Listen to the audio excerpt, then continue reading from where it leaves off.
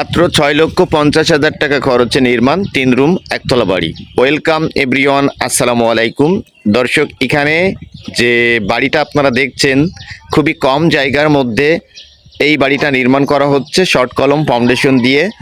ভবনটিতে থাকছে মাত্র 3টা বেডরুম, একটি কিচেন আর একটি টয়লেট, একটি ডাইনিং।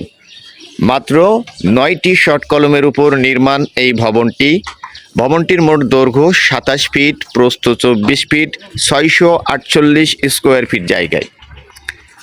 এটা মেন গেট থেকে সিঁড়ি। এই সাইডে 2টা বেডরুম, আপনার 13 ফিট বাই 12 ফিট করে। এই 2টা রুম বড়। এটা হলো ডাইনিংয়ের জায়গা আছে আপনার 13 feet by 12 fit.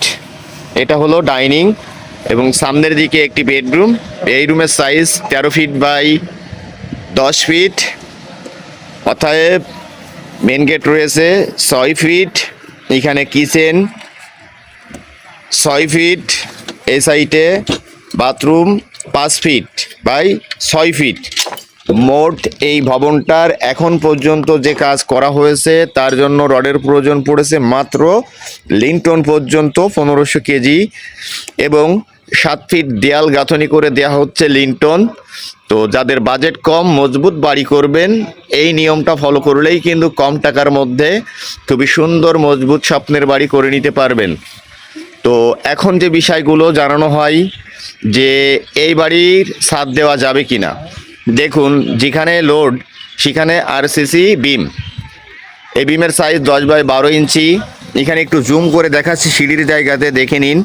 বিমে 5 piece 16 mm rod দিয়া, কলমেও 16 mm রড দিয়া।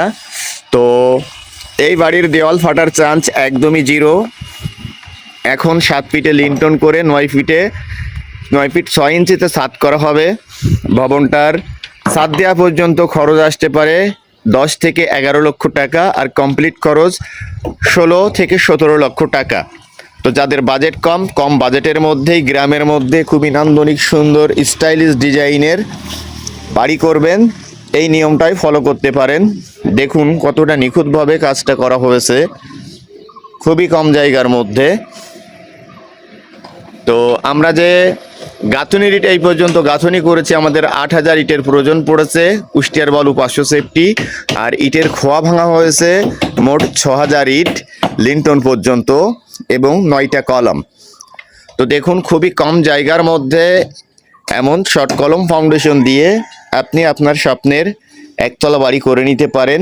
আমরা নেক্সট ভিডিওতে কিন্তু সমস্ত ক্লিয়ারভাবে দেখাবো এবং ফ্লোর প্ল্যানের প্রয়োজন পড়লে আপনারা আমাদের সাথে যোগাযোগ করবেন।